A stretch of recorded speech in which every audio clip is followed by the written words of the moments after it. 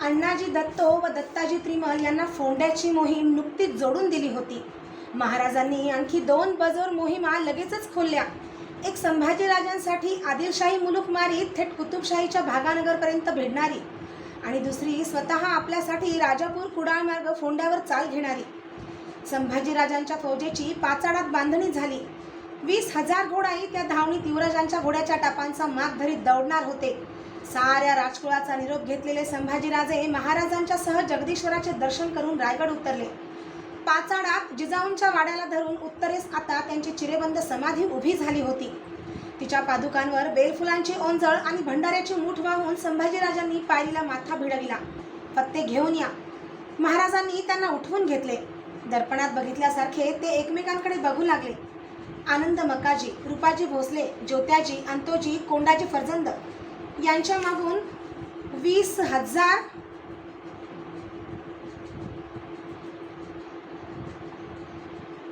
घोडाईत दौडू लागले. ही मोहीम पन्हाळ्यावरून मिरजेवर उतरून आदिलशाहीला ताराच करीत खूल देत कुतुबशाहीच्या भागानगर या राजधानीवर अचानक चाल घेण्याच्या मनसुब्याने खोललेली होती. फौजेनिशी संभाजीराजे 3 दरवाजाने पन्हाळ्याची चढण चढून आले. किल्लेदार त्र्यंबकपंतांनी त्यांची आगवानी केली.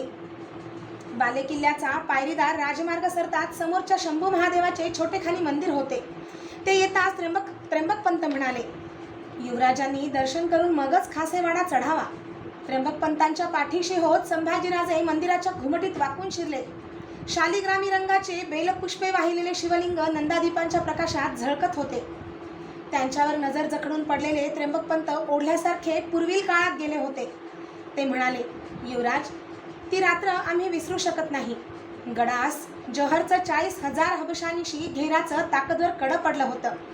वेढा 4 महिने जारी होता. शेवटी महाराजांनी हबशांशी सुलुखाची बोलणी लावून जीव धोक्यात घालण्याचा निर्णय केला. 300 निवडक बांधल आणि बाजी देशपांडे यांना संगती घेऊन पडत्या पावसात रात्रीचा गड उतरण्यापूर्वी महाराज या घुमटीत पिंडीच्या दर्शनास आले. आम्ही बाजी, फुलाजी संगती होतो. या पिंडीच्या शाळुंकेला माथा टेकविलेले महाराज फरसबंदीवर गुडघे टेकून कितीतरी वेळ तसेच बसले होते. महाराजांचं ते ध्यानमग्न रूप, ही पिंडी आणि ती रात्र आम्ही विसरू शकत नाही. ते ऐकून भावभऱ्या मनाने संभाजीराजांनी गुडघे टेकून डोळे मिटत त्या शिवपिंडीच्या शाळुंकेला आपल्या कपाळीचे शिवगंध भिडविले. युवराज, ही पिंडी रंगरूपी आहे. त्र्यंबकपंतांनी तिचे खासेपण सांगितले. ते न कळल्याने संभाजीराजांनी विचारले, मतलब?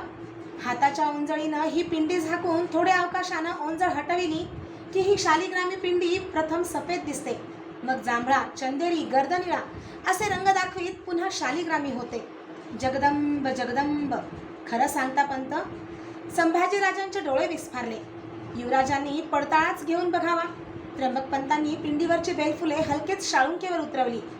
पुढे होत संभाजीराजांनी आपल्या अंगठीधारी भरीव गोटांची ओंजळ पिंडीवर पांघरली. त्र्यंबकपंतांनी कोनाड्यातील पेटता पलोता पिंडीजवळ धरला. थोड्या वेळाने संभाजीराजांनी ओंजळ हलकेच मागे घेतली. पंतांनी पलिता पिंडीला लगत केला. रंगरूपी शिवपिंडी हातस्पर्श झाला तेवढ्याच भागापुरती सफेद झाली. मग मजेदार रंगछटा एकामागोमाग एक पालटू लागली. त्या बघताना उजवी भुवई चढलेल्या संभाजीराजांच्या डोळ्यातले रंगही पालटू लागले. त्यांचे मन श्रद्धेने भरून आले. पिंडी पूर्ववत शालिग्रामी झाली. युवराजांनी हात जोडून पुन्हा एकदा तिला नमस्कार केला. डोळे मिटले. त्यांच्या मनी आले, अशीच दिसते महाराज साहेबांची मुद्रा, शिवपिंडीसारखी. भावानुरूप रंग पालटणारी रंगरूपी भावमुद्रा. पन्हाळ्याचा सोमेश्वर तलाव, सज्जा कोठी, अंबारखाने, बुरुजांवरचे तोफ मोर्चे पाहून संभाजीराजे सुखदिल झाले. 2 दिवस मुक्काम टाकून त्र्यंबकपंतांचा निरोप घेऊन चौदरवाजाने सेनेसह ते पन्हाळा उतरले. मिरजेचा रोख ठेवून युवराजांचे घोडदळ दौडू लागले.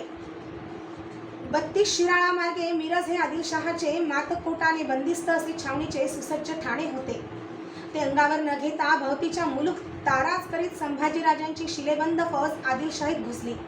अथणी, एटकगी असे तळ टाकीत घोडाईतांच्या झडप्या तुकड्या लूट गोळा करीत भागानगरकडे दौडू लागल्या. गोवळकोंड्याच्या भागानगर या राजधानीच्या शिवेवर संभाजीराजांची वारा प्यायलेली 20,000 फौज खडी ठाकली. कुतुबशाहीचा राजा तानाशहा याला असे काही होईल असे स्वप्नात सुद्धा कल्पना नव्हती. मरगठ्ठे आहे भागो. भागानगरात कल्लोळ उठला. भैत्सूर रिया या गोवळकोंड्याच्या तटबंदीवर किल्ल्याच्या आसऱ्याला जाण्यासाठी धावू लागली. चौतर्फेच्या मुलूक तसनसीस लावा, बोला हर हर हर महादेव. हाती म्यानखेच तळपती नंगी धोक तलवार घेतलेले संभाजीराजे गरजले. भागानगरची दक्षिण वेस धरून युवराजांचा कनातीदार शामियाना उठला. घामाच्या धारा लागलेले संभाजीराजे दौडत्या तुकड्यांवर देखरेखीचा फेर टाकून त्या शामियान्याच्या जवळ आले. पाय उतार होऊन त्यांनी कायदे मोत्तद्दाराच्या रोखाने फेकले. पाठीशी आनंदराव, रूपाजी, जोत्याजी ही मंडळी होती. आनंदराव, कुतुबशहा, हेजीब धाडून समज द्या. मनशाही खंडणी वसूल झाल्याखेरीज घोड्याचा खूर पिछे हटणार नाही. बैठक घेत युवराजांनी आज्ञा केली. जी पगडीला झोल देत आनंदराव कमरेत वाकला. त्याने आजवर नेताजी, प्रतापराव, हंबीरराव असे वावटळ उठवीत दौडणारे सोबती बघितले होते, पण युवराज संभाजीराजांच्या रसरस्त्या रूपावर, त्यांच्या तडफेवर धारकरी केवढे जीव लावून आहेत याचा प्रत्यक्ष अनुभव या मोहिमेत तो घेत होता. आनंदरावाने गोवळकोंड्याच्या किल्ल्यावर हेजीब धाडला. तानाशहाने लुटीची, मसलतीची मजलिस भरविली. महाराजांच्या राज्याभिषेकाची, बहादूरगडाच्या लुटीची वर्णने ऐकलेल्या त्याच्या सल्लागारांनी खंडणी रुजू करण्याचा सल्ला बादशहाला दिला. त्याचा वजीर मादण्णापंत बोलणी करण्यासाठी किल्ला उतरून संभाजीराजांच्या तळावर आला. संभाजीराजांनी त्याची भेट घेतली. 2000 होऊन खंडणीची तबके गोवळकोंड्याच्या किल्ल्यावरून मराठ्यांच्या तळावर उतरली. धास्त घेतलेल्या भागानगरातील डच वखारवाल्यांनी 1000 फ्लोरिन्स मराठी तळावर रुजू केले. ते दास्तानी लावून संभाजीराजांनी आपल्या फौजेचा मोहरा माघारी फिरविला. पुन्हा आदिलशाहीच्या रोखाने पण खबरगिरांनी बातमी आणली, पठाण बहलोल खान फौजबंदीने चालून येतो आहे. त्याला अंगावर न घेता हूल देऊन संभाजीराजांनी आदिलशाहीची हुबळीची मातब्बर व्यापारपेठ लुटली आणि नंतर रायबागचे ठाणे मारून युवराजांची फौज लुटीच्या मोहरबंद थैल्या घोड्यांच्या पाठीवर लादून पन्हाळ्याच्या रोखाने दौडू लागली.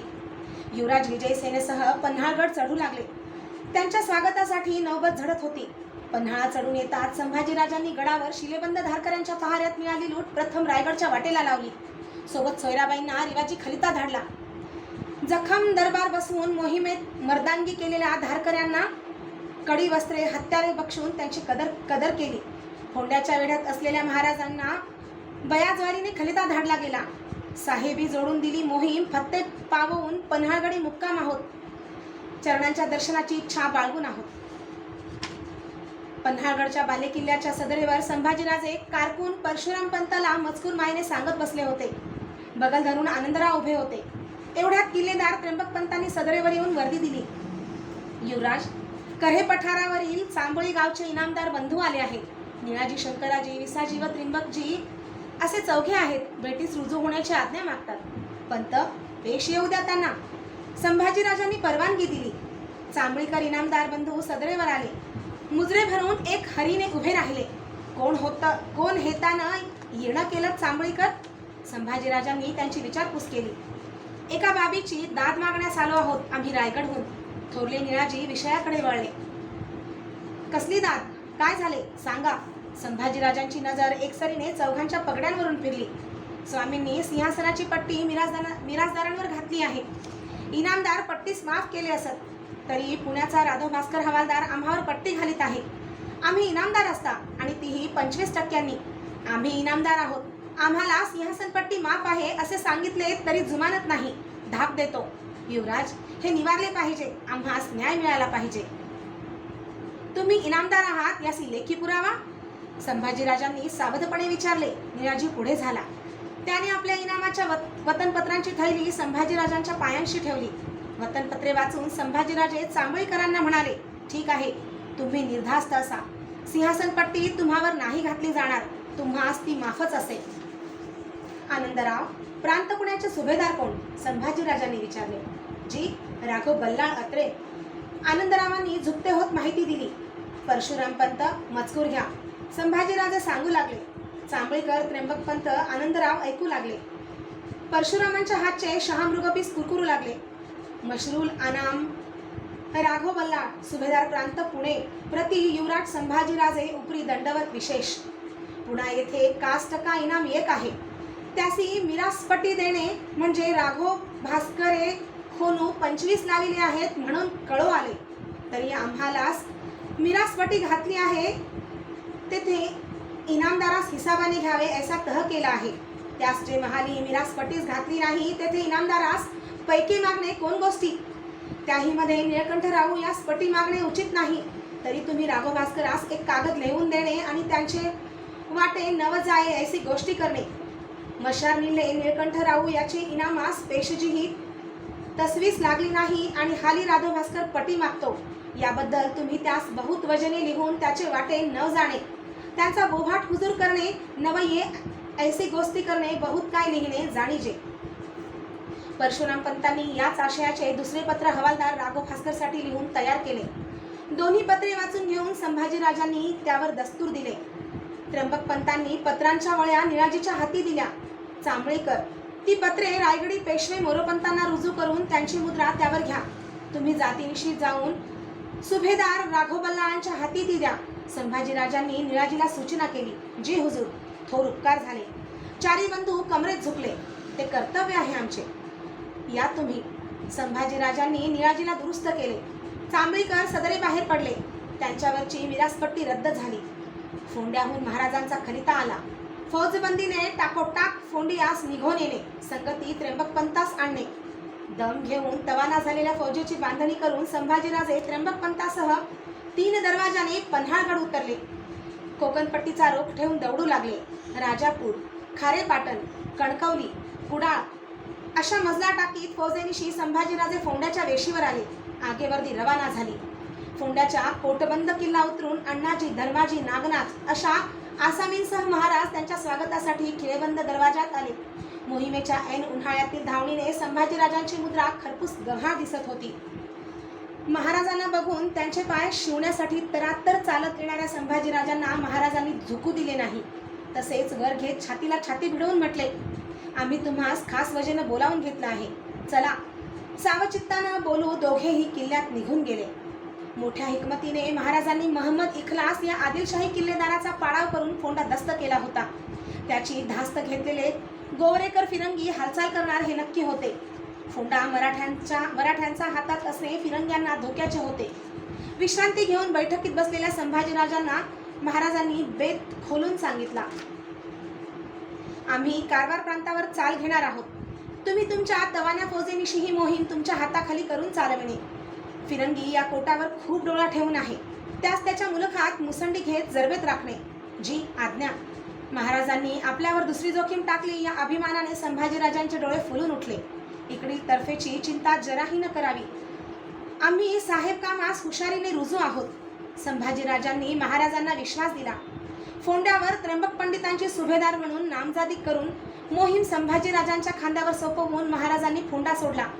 अंकोला, शिवेश्वर, काद्रा, कारवार हे आदिलशाही पट्ट्यांची मारतोड करण्यासाठी संभाजीराजांनी गोव्याच्या फिरंगी विजरई लुईस द मेंदोस ई अल्बुकेर्की यास जरब देणारा खलिता धाडला.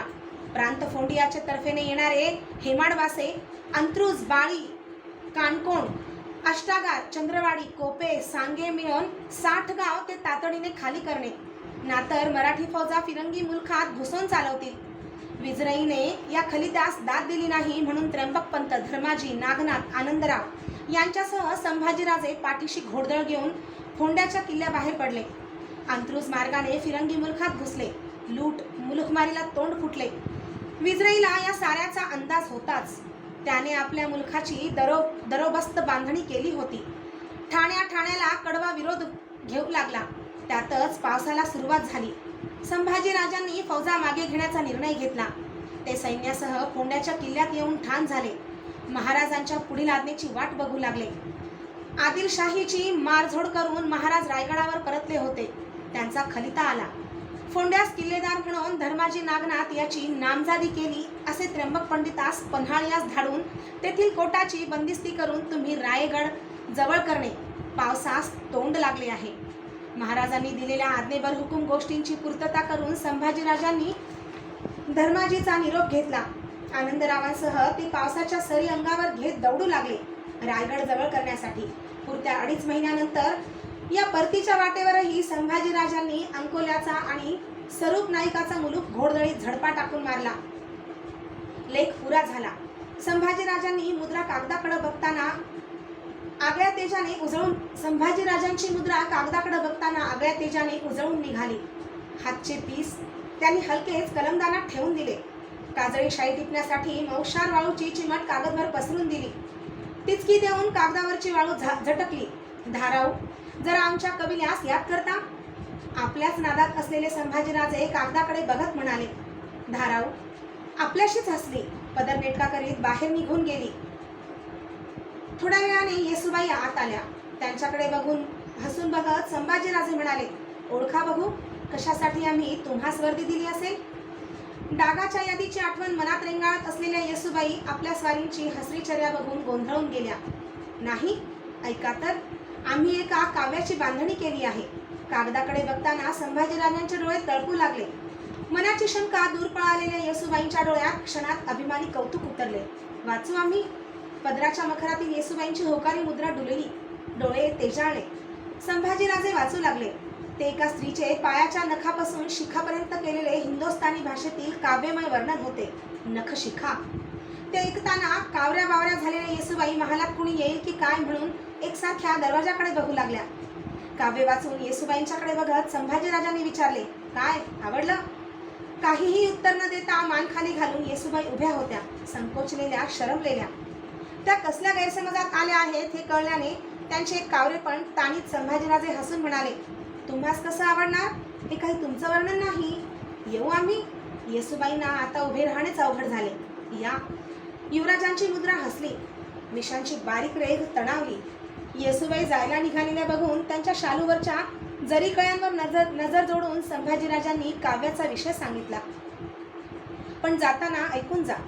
गोकुळात कृष्णकाठी वेड्या झालेल्या राधेचं वर्णन आहे हे. नखशिखा, आम्हास भरोसा आहे, तुम्हालाही राधा अशीच दिसत असेल. चांदणवेलीसारखी, तलवार धारेसारखी. संभाजीराजे मनमोकळे हसले. पाय घोटाळलेल्या येसूबाईंना ते ऐकताना वळून म्हणावेसे वाटले, अगोदरच सांगणं झालं नाही ते? रायाजी आणि अंतोजीला पाठीशी घेत संभाजीराजे बालेकिल्ल्याबाहेर पडले.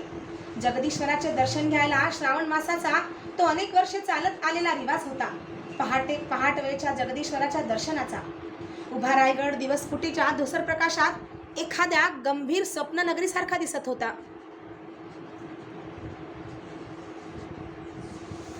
झाडापेरावरची गडपाखरं आज्ञाताला साथ घालीत कलकलत होती, फडफडत होती. दूरवर डोंगरकडा कपाळ काळपट रेखा ओढीत साऱ्या भवतालाने फिरत होत्या. जगदीश्वराचा मंदिरावर येताच आघाडीच्या दगडी उंबरठ्याला हात भिडवण्यासाठी संभाजीराजे झुकले. त्यांच्या गळ्यातील आईची कवड्यांची माळ झोल घेत ओळांबली. मनात थोरल्या आऊंची आठवण उभी राहिली. रायगड सोडून हा गड चढून आलो तेव्हा मासाहेब होत्या. या मंदिराचा हाच उंबरठा आम्ही त्यांच्या सोबतीनं पहिल्यानं ओलांडला. आज हे सारं आहे. त्याच फक्त नाहीत तरी कशा, त्या इथंच तर आहेत. सूर्य डोंगराआड असला तरी त्याचा हा धुकट उजेड कसा सगळीकडे पसरून राहिला आहे तशा. विचारांच्या लाटांबरोबर ते चौक आवारातील दगडी कासवाजवळ आले. फरसबंदीला अंगाखाली झाकलेल्या पायांची पकड रूपवीत ते कासव त्यांना मूकपणे सांगून गेले, मंदिरात येणाऱ्या हर दर्शन भक्तास मनाचे विकार आमच्या पायांसारखे मागे सारून या, याची सांग देण्यासाठी आमची योजना केली गेली आहे. त्या कासवाच्या दर्शनाने संभाजीराजांचे मन नितळ झाले. अत्यंत श्रद्धेने त्यांनी माथ्यावरचा घंटेचा घुमारा टोल दिला. सुरांची थरथरती लाट रायगडच्या माथ्यावर सळसळत सरकली. गाभाऱ्यातील शिवपिंडीवर नजर खिळलेले संभाजीराजे पिंडीला बेलफुले वाहण्यासाठी धीमी पावले टाकीत पुढे चालू लागले. अचानक समोरची पिंडी अदृश्य झाली. गाभाऱ्याच्या घुमटीतून पहाटपूजा उरकलेली, एका हाती खांद्यावर सरंजामाचे तबक आणि दुसऱ्या हाती रिकामी परडी घेतलेली शुभ्र वस्त्रधारी सत्व देखणी एक सुवासिनी बाहेर पडत होती. डोंगरकडांआडून फुटणाऱ्या श्रावणी पहाटेसारखी. जशी महाराजांच्या पूजेची स्फटिक शिवपिंडीच राधेचे निरामय स्त्रीरूप घेऊन गाभाऱ्याबाहेर येत होती. नखशिखा. तिच्या दर्शनाबरोबरच संभाजीराजांचा हात छातीच्या माळेला भिडला. ओठातून बोल सुटले, जगदंब जगदंब. कपाळी कुंकवाचा रेखीव टिळा, दोन्ही हातात भरलेले हिरवे सवाष्ण चुडे, गळ्यात काळ्या शार मण्यांचा पावनसूत्राचा पोत, टीका बोरमाळ असे सुवर्णालंकार, पायी चांदीची जोडवी आणि नाकात मोतीबंद नथ, अशी ती स्त्री संभाजीराजांच्या कपाळीचे शिवगंध व भरजरी टोप बघताच झटकन नजर पायगतीला टाकून एका कडेकडेने तरातरा निघून गेली. पहाटवाऱ्याच्या दौडत्या गतिमान झमकीसारखी चांदणवेल डोळ्यानाड आली. नखशिखा नखशिखा एक विचित्र नौबत संभाजीराजांच्या कवी मनात दुडदुडू लागली. तिच्या प्रत्येक पावलाबरोबर नजर खिळून गेलेले संभाजीराजे जगदीश्वराला पाठमोरे होत ती गेलेल्या दिशेने सुन्न होत नजरजोड बघतच राहिले. विचारांचा हलकल्लोळ माजला होता त्याच्या कवी मनात. नखशिखा नखशिखा इथं जिवंत रायगडावर? रायाजी आणि अंतोजी ताणल्या डोळ्यांनी संभाजीराजांचे कधी न पाहिलेले जरा सुद्धा न कळू येणारे ते रूप गोंधळून बघतच राहिले. संभाजीराजांनी वेतलेल्या नखशिखेतील राधेसारखे रूप लाभलेली ती स्त्री सुरनीस अण्णाजींच्या नात्यातील होती. माहेरपणासाठी रायगडी आली होती. तिच्या सोज्वळ रूपाला आणि संस्कार संपन्न मनाला साजेल असेच तिचे नाव होते गोदावरी. महाराणी सोयराबाईंनी सुवासिनींना आमंत्रणे दिलेले वाड्यावरचे श्रावणी शुक्रवारचे हळदी कुंकू संपले. भरल्या ओटीने एक एक बाई महाराणींच्या महालाबाहेर पडली. त्यात ब्राह्मणवाडीतील इतर स्त्रियांबरोबरच आलेली गोदावरीही होती. 7 महालासमोरील सदरी ज्योते ओलांडून त्या सर्व स्त्रिया पाण्याचे पाठ फिरवलेल्या दर्शनी चौकात आल्या. आघाडी मनोऱ्याच्या 5व्या मजल्यावरून उन्हसावटाच्या पालटत्या खेळात रंगलेल्या गंगासागर तलाव निरखण्यात संभाजीराजांचे कविमन रमले होते. मनोऱ्याच्या पैस हौद्यात चक्कर टाकताना त्यांना चौकातील स्त्रियांच्या घोळक्यात असलेल्या गोदावरीचे दर्शन झाले. त्यांची नजर चौकाने क्षणभर पकडूनच ठेवली. त्यांच्या रसिक मनाचा शांत गंगासागर ढवळला. लाटाच लाटा उठल्या. नखशिखा ही कोण? कुठली? गडावर कशी? दुसऱ्याच क्षणी ते मनोऱ्याचे मळसूत्रीजीने सरासर उतरू लागले. पायरी पायरी मागे पडू लागले. मजला गणित मुजरे झडू लागले. 5 मजले उतरून संभाजीराजे दर्शनी चौकात आले. तिथे कुणीच नव्हते. चारी बाजूंच्या वाडे महालांच्या दारांवर पहारेकरी मात्र त्यांना बघून भाल्याचे दंड पेलून ताठ झाले. कुठून तरी जनानी कलकलाट येत होता. समर्थांनी पाठवून दिलेल्या मारुतीच्या मूर्तीची महाराजांनी बालेकिल्ल्यातच घुमटी बांधून प्रतिष्ठापना केली होती. साऱ्या स्त्रिया त्या घुमटीत गेल्या होत्या. संभाजीराजे चौकातील पाण्याच्या पाटात फिरणाऱ्या माशांचा खेळ बघत राहिले. एक स्त्री त्या घुमटी बाहेर पडू लागली. गोदावरी ही बाहेर आली. संभाजीराजांना तिच्याशी बोलायचे होते, काही विचारायचे होते. पण हे घडावे कसे? रिवाजी बसावे कसे? झटकन ते घुमटीच्या रोखाने पुढे झाले. त्यांना बघून साऱ्या स्त्रिया अदबीने घुमटीच्या एका बाजूला सरकत्या झाल्या. पायरीला हातस्पर्श देऊन संभाजीराजे मारुतीच्या घुमटीची पायरी चढले आणि थांबले. मोती लगाला झोल देत त्यांनी मान वळवून गोदावरीवर नजर टाकली. साऱ्या स्त्रिया खालमानेने उभ्या होत्या. तुम्ही कोण? इथं कशा? संभाजीराजांनी गोदावरीला म्हणून सवाल केला. पाण्याचे सर घेताना गाय खाली ठेवते तशी तिची मान खालीच होती. कुणीतरी तिला खोपरटीच दिली. भांबावलेल्या गोदावरीने मान उठवली. संभाजीराजांच्या पाणतेजी डोळ्यांना डोळे भिडताच आपली नजर तिने त्यांच्या पायांवर टाकली. भोसलाई खानदानी तोल न सोडता संभाजीराजांनी पुन्हा विचारले, तुम्ही कोण? इथं कशा? जी, आम्ही सुरनिसांकडच्या. गोदावरी, इथं घरपणासाठी आलो. धडधडत्या उराने गोदावरीने जाप देत त्यांचा मान राखला. चांदणवेल नखापासून शिखापर्यंत थरथरली. हसून संभाजीराजे तसेच समोरच्या घुमटीत शिरले. क्षणात दिसेनासे झाले. शुभ्र कबुतरांचा थवा क्षणात डोळ्यासमोरून गेला असे गोदावरीला वाटले. स्त्रियांचा घोळका दबके कुजबुजत बालेकिल्ल्याबाहेर पडला. युवराजांनी फक्त गोदावरीचीच विचारणा कशी काय केली याचे त्या आश्चर्य खुले करीत होत्या. त्यांच्या बोलण्यात काहीही वावगे नव्हते तरी सुद्धा शरमून गोदावरी मूकपणे साऱ्या जणींच्या मागून रेंगाळत चालली. ना तिला ना घुमटीत शेंद्री हनुमान मूर्तीचे दर्शन घेणाऱ्या संभाजीराजांना कळले की झाला सर्व प्रकार आपल्या महालाच्या सफेलीत उभ्या राहिलेल्या महाराणी सोयराबाईंनी पाहिला असेल आणि शांतपणे आपल्या महालात शिरताना चिमटीतला पदरकाठ पुढे खेचीत त्या स्वतःशीच म्हणाल्या असतील, ही सुद्धा कर्तबगारी आहे तर आमच्या युवराज साहेबांजवळ. आता सोयराबाईंनी मात्र विचित्र पावले टाकायला सुरुवात केली. त्यांच्या प्रत्येक पावलाबरोबर उभ्या राजघराण्याच्या भवितव्याची नक्षी कुणालाही उकलता येणार नाही अशी किचकट गुंतत चालली याची त्यांना कल्पनाही नव्हती. त्यांनी सणवार धर्मविधी यांची निमित्ते करून अण्णाजींच्या घरी गोदावरीला आमंत्रणे धाडायला सुरुवात केली. राजवाड्यावरची महाराणींची म्हणून ती परती सारणे गोदावरीला शक्य होईना. वाड्यावर येणाऱ्या गोदावरीच्या हालचालींवर सोयराबाईंच्या दासी व खासगीचे चाकर डोळ्यात तेल घालून नजर ठेवू लागले. एक जनानी मनसुबा अंग धरू लागला. आपल्या सरघोप रांगड्या स्वभावाप्रमाणे संभाजीराजे गोदावरीशी प्रसंगाने बोलत होते. त्यात आत बाहेर असे काहीच नव्हते. हत्तीने चालताना कुत्र्याच्या भुंकीकडे लक्ष देऊ नये हे जेवढे खरे असते तेवढेच त्याने आपल्या पायांखाली मुंग्यांचे वारूळ येणार नाही याची ध्यान ठेवणे जरुरीचे असते. नाहीतर चवताळलेली एखादी लाल मुंगी सोंडेचाच राजमार्ग करून कानाकडे सरकते, जीव घेणाऱ्या मर्मस्थावर खंड देऊन जाते. पेचपाच गावी नसलेल्या संभाजीराजांच्या हे ध्यानी येत नव्हते. माणसाने उमेद असणे हे जेवढे मोलाचे आहे त्याहून सावध असणे हे अधिक मोलाचे आहे.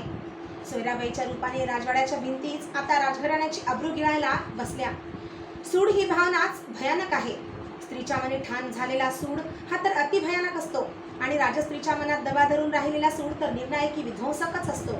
सोयराबाईंच्या महालातून विषारी अफवांचा द्रव आस्ते पाझरू लागला, गडवर पसरू लागला. त्याच्या पाटातून जरीपटका भवानीचा भंडारा शिवगंध वाहतीला लागणार होती. सर्वात महत्वाचे म्हणजे जिजाऊंनी असंख्यांचा घाम, रक्त आणि आपले अश्रू देऊन जोपासून वाढवलेले श्रीच्या राज्याचे गोमटे रोपटेच जाया होणार होते. रायगडावर काय चालले आहे याची काहीच कल्पना नसलेले अण्णाजी प्रांत फोंड्याहून निघून रायगडावर आले. फोंड्याचा कोट भक्कम करून दुबार बांधणीचे काम महाराजांनी त्यांना जोडून दिले होते. त्याचा तपशील अण्णाजींना महाराजांपुढे रुजू करायचा होता. अण्णाजी गडावर आले आणि त्यांना थोड्याच वेळात कळून चुकले की चौकी पहाऱ्यावरचे फडाच्या कारखान्यातले लोक आपणाला बघून एकमेकांच्या कानांशी लागतात, दबके कुजबुजतात, विचित्र नजरेने आपल्याकडे बघतात. तशातच ध्यानीमनी नसताना त्यांना राणीसाहेब सोयराबाईंची वर्दी आली. मनात शंका कुशंकाचा न कळणाऱ्या भीतीचा कल्लोळ घेऊनच अण्णाजी सरकार स्वारींच्या महाली पेश आले. सुरनीस, तुमचा मुजरा घेताना आम्हा शर्मिंद वाटतं, पण आम्ही तरी काय करावं? आपल्याच दातांनी आपली जीभ नाही तोडता येत. मुजरा करणाऱ्या अण्णाजींची उत्सुकता आणि गोंधळ वाढेल एवढ्या शांतपणे सोयराबाई स्वतःकडे दोष घेत म्हणाल्या. नेहमी हातांच्या मुठीत असणारे उपकरणाचे शेव अण्णाजींच्या हातून नकळतच सुटले. आमचा काही कसूर असेल तर सरकार स्वारीनं आम्हाच सांगावा. आम्हाला काही कळेना झालं आहे. गडावरचे लोक आमच्याकडे विचित्र नजरेने बघत आहेत. अण्णाजींच्यातील जातीवंत राजकारणी तेवढ्याच धीरगंभीरपणे बोलला. सुरनीस, तुम्ही चिऱ्यावर चिरा रचून फोंड्याचा कोट भक्कम करून आलात, पण त्यासाठी आम्ही आणि स्वारी तुम्हास काय बक्षीस देणार? अपमान, मानहानी. तुम्ही कोट बांधलात, आमचा ढासळला आहे, पण तुम्ही घरचे आहात हे सारं समजून घेतलं पाहिजे. सोयराबाई सरळ काहीही न सांगता अण्णाजींना मोठेपण देत काठाकाठाने फिरल्या. क्षमा असावी, पण काय घडलं ते अद्याप आमच्या ध्यानी नीट आलेलं नाही. आम्ही बाईचे सेवक आहोत, जे असेल त्याची आज्ञा व्हावी. अण्णाजी पंत, आमचा होणच खोटा निघाला. जे ऐकून तुम्हाला दुःख होईल त्या बाबीचीच आम्हाला अधिक शरम वाटते. तुम्ही मोठ्या मनी युवराजांना क्षमा केली पाहिजे. त्यांनी गुन्हा थोर केला आहे, तरी सुद्धा ते तुमचेच आहेत. तुमच्या घरी घरपणासाठी आलेल्या सवाष्णीवर गोदावरीवर त्यांची नजर गेली. सारा गड या बाबींची चर्चा करतो आहे. क्षणभर सोयराबाई थांबल्या. त्यांनी अण्णाजींची प्रतिक्रिया होण्यासाठी त्यांच्यावर नजर टाकली. अण्णाजींच्या कपाळीचा गंधटिळा पेटती उदबत्ती टेकवी लागत आकर्षून एकवट झाला होता. डोळे विस्फारले होते. उपरण्याचे शेव त्यांनी मुठीत गच्च पकडून ठेवले होते. सुरनीस, हे आकरीत तुमच्या कानी घालताना आम्हास कोण यातना होत आहेत हे तुम्हाला कळलं असेल, तरीही धीर सोडू नका. याची वाच्यता तुम्ही होऊन कुठं करू नका. गोदावरी गड सोडण्याच्या गोष्टी करते असे आमच्या कानी आलं आहे. ते चूक होईल. त्यानं तिच्याबद्दल गैरसमजांना वाव मिळेल. स्वारींना यातील काहीच माहीत नाही. त्यांच्यासमोर जाऊन हे बोलण्यास कोणाचीही जीभ उचलत नाही. खुद्द आम्हालाही तो धीर येत नाही. सोयराबाई ठरवून थांबल्या. शहानिशा करून आम्हीच हे स्वामींच्या कानांवर घालू. सुन्न झालेले अण्णाजी निर्धाराने म्हणाले. खाली मान घालून येतो आम्ही म्हणत हटत्या पावलांनी महालाबाहेर पडू लागले. बाडीतील आपल्या घरी परतलेल्या अण्णाजींनी प्रथम गोदावरीला जनानी दालनात बोलावून ठीक जबानीवर घेतले. तुझ्यानी युवराजांच्या गाठीभेटी झाल्या? पगडीचा लाल रंग अण्णाजींच्या डोळ्यात उतरला. गोदावरीने खाली घातलेली मान डोलावली. तिच्या डोळ्यांवाटे धारा सरसरू लागल्या. शरम नाही वाटत? अण्णाजी तिच्यावर जबानीची वीज ओढत कडाडले. माझं ऐका, मला भरल्या डोळ्यात जीव गोळा करून गोदावरी बोलायला गेली. चुप! गळ्यातल्या मंगळसूत्राची तरी लाज धरायची होतीस तू. खबरदार, या उंबऱ्याबाहेर कदम पडलं तर. तिच्याकडे बघणे असह्य झालेले अण्णाजी तरातर दालनाबाहेर पडले. गदगदलेली गोदावरी गुदमरू लागली. दालनाच्या दगडी भिंतीवर तिने आहेव कपाळ 2-4दा असह्य कोंडीने आपटले. त्यावरचा टिळा विस्कटू लागला. नखशिखा दालनात बंदिस्त झाली. चांदणवेल काळ्या ढगांनी विरघटून गेली. रायगड जनानी मनसुब्यात दस्त झाला. आता गडावरच्या लोकांना गोदावरी दिसेनाशी झाली. युवराजांनीच तिला गडावरून हलवले आहे. आपला कसूर झाकण्यासाठी त्यांनी हे विपरीत केलं आहे. अशा विचित्र अफवा गडावर पसरल्या. सोयराबाईंचा चाकरनामा त्यासाठी पद्धतशीर खपू लागला. महाराणींच्या महाली अण्णाजींची येजा वाढली. गोंधळलेल्या अण्णाजींना काय करावे ते सुचत नव्हते. सोयराबाई गोदावरीला भरीला घालण्याची मसलत नाना ढंगांनी त्यांच्याकडे उतरवू बघत होत्या. थोरल्या महाली आपल्या संबंधी काहीतरी प्राणघातक शिस्ते आहे याचा युवराजांना सुगावा लागला. त्यांनी आपले खबरगीर अण्णाजींच्या घराभोवती आणि थोरल्या महालावर पेरून टाकले. एकच एक विचार संभाजीराजांना स्वस्थ बसू देईना. आता बाई अण्णाजींच्या घरी राहणे धोक्याचे आहे. आमच्या व तिच्या दृष्टीनेही तिला कैचीत पकडले जाणार आहे. तिला अण्णाजी आणि थोरला महाल यापासून वेगळे केले पाहिजे. पण हे घडावे कसे? भरल्या घरातून एका विवाहित स्त्रीला ताब्यात घ्यावे कसे? बेचैन हैराण झालेले संभाजीराजे आपल्या महाली अस्वस्थ पायफीर टाकीत होते. मध्येच थांबून दगडबंद छताकडे बघताना काही सुचेनासे झाले की धीर येण्यासाठी जगदंब जगदंब असे पुटपुटत होते. विचित्रकुंडी महालात ते आणि ब्राह्मणवाडी गोदावरी जखडली होती. कुठल्याही क्षणाला ही बाब छत्रपती महाराजांच्या कानी पडणार होती. मासाहेब सोयराबाई काय योजून अण्णाजींच्या भेटी घेत आहेत कळत नव्हते. ताण दाटत होता, पेच सुटत नव्हता. सोयराबाईंनी गोदावरीला वर्दी धाडून बोलावून घेतले होते. आता काय पिकणार? जगदंबा जाणली तर जाणू शकणार होती. धाकलं सरकार थोरल्या महालाकडची चंद्रा कुणबीन सुरनिसाच्या वाड्यावर गेली. वाड्यावर मेना निघाला. मेन्यात बसलेली बाई बाले किल्ल्याकडं थोरल्या महालातच यायला निघाली. खबरगिराने महालात येऊन पेश केलेली खबर ऐकताना युवराजांचे मन असंख्य शंकांनी ढवळून निघाले. जखमी वाघासारखे संभाजीराजे पाठीशी हात बांधून फेऱ्या टाकू लागले. काही सुचत नव्हते. बाब अंदाजा पार चालली. त्यांना वाटले तडक उठावे नि मासाहेबांसमोर जाऊन याचा जाब विचारावा. आलेला खबरगीर पुढच्या आज्ञेची वाट बघत होता. वाट बघत खोळंबला याचेही त्यांना भान राहिले नाही. स्वतःशीच काहीतरी योजून बाहेर पडताना त्यांनी खबरगिराला आज्ञा केली, जा, थोरल्या महालाची मिळेल ती खबर टाकोटाकीनं आमच्या कानी पडली पाहिजे. गलतफहमीस माफी नाही, गफलतीस माफी नाही. मुजरा टाकीत खबरगीर निघून गेला. निर्धारी बांधल्या मुद्रेने संभाजीराजे देवमहालाच्या रोखाने चालू लागले. त्यांना येताना बघून देवमहालाचा सरंजामी पोतराज कमरेत झुकता समोर आला. त्यांच्याकडे ढुंकूनही न बघता कठोर जरबी आवाजात युवराज म्हणाले, आम्हास देवमहाल एकांती पाहिजे. आई साकडे घालणे आहे, निघून जा. आखीवर हत्तीच्या सोंडेचा कल्पना नसता तडाखा बसताच माहुताची व्हावी तशी सुन्न आणि कठोर अशी धाकल्या सरकारांची मुद्रा बघून पोतराज सरकला. मुकाट बाहेर निघून गेला. खेचल्यासारखे दगडी पुतळ्यागत संभाजीराजे चालले. नंदादीपाच्या उजेडाचा भंडारा अंगभर फासून डोळे विस्फारून अंगावर चालून आल्यासारख्या दिसणाऱ्या अष्टभुजा भवानीच्या डोळ्यांशी त्यांचे निर्धारी सूत्र डोळे जोडले गेले. त्या जगज्जननीच्या सर्व संहारक आगतेजे डोळ्यांचे त्यांना नितळ भरही भय वाटत नव्हते. कसल्या तरी न कळणाऱ्या नात्याच्या अधिकाराने त्यांचे मन तिच्याशीच हट्टावर आले होते. तडक जाऊन तिचे 8 हात गदगदा हलवावेत. तिला विचारावे, एवढे अहोरात्र तुझ्याभोवती पाजळले पोत नाचत असताना तुला काहीच कसं नजरेला येत नाही? समोरच्या तुझेचे रोखलेले डोळे त्यांना पालटताना दिसू लागले. क्षणात ते कमळकळ्यांसारखे दिसू लागले. एक रोख अचल नजरेने संभाजीराजे धाकटे छत्रपती त्या डोळ्यांना निरखू लागले. आऊसाहेब, मनाच्या खोलवटातून एक अनावर उमाळा उसळून आला. जगदंबेचे त्रिकाल साक्षी डोळे त्यांना थोरल्या आऊसाहेबांच्या डोळ्यांसारखे दिसत होते. त्यांचे सुन्नपण विरघळू लागले. मनाची कवाडे खडाखड उघडू लागली. त्यांनी अदब सोडली तरी तुम्ही सोसणं सोडू नका.